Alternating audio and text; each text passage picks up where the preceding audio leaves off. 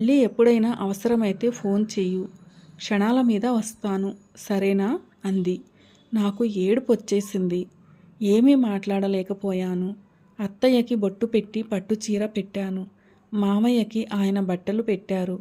ఇద్దరికీ మనస్ఫూర్తిగా దండం పెట్టాను. నేను పనే మర్చిపోయానత్తయ్య మీరు వచ్చాక.